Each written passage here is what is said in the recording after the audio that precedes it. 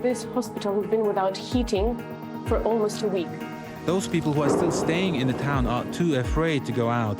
There's no power here. People, they just pass you like shadows. See the headlines as they happen with breaking news alerts in the app and get the full story with bbc.com/news.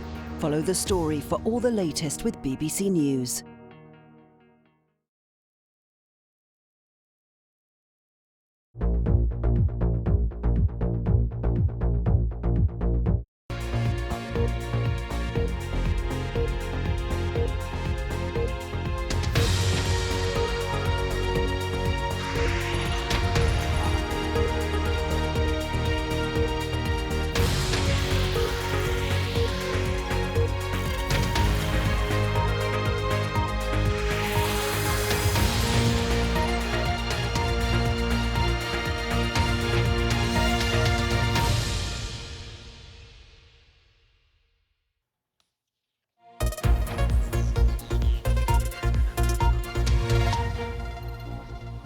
Welcome, I'm Kasia Madera. You're watching Outside Source.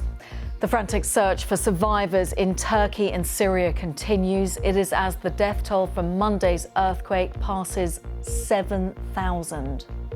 Every minute, every hour that passes, the chances of finding survivors alive diminishes.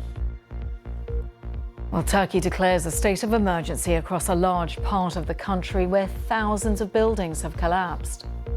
And a desperate situation in Syria where earthquake damage to roads complicates the delivery of aid. In both countries, the freezing weather and heavy snow hamper rescue efforts.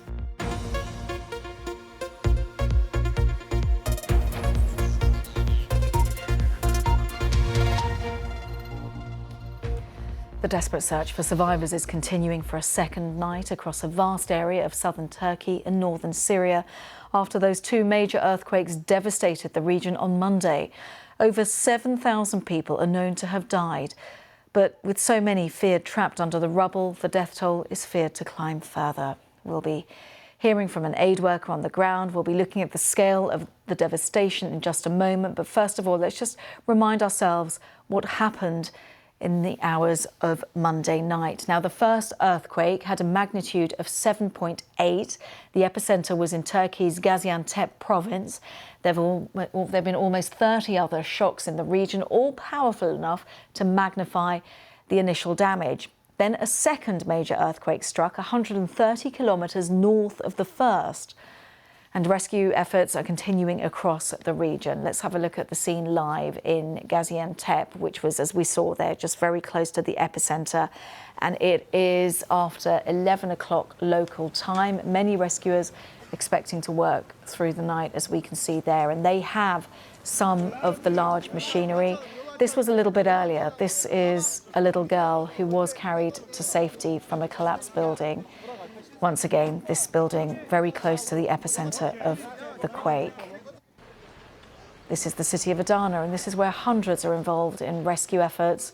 They've had help of machinery of sorts, but it's got to be stressed that in some parts, people are resorting to using buckets to clear the rubble. Well, our correspondent Tom Bateman begins our coverage. He's been to Adana. Yeah, this was a 10-storey building behind me, which came down in the initial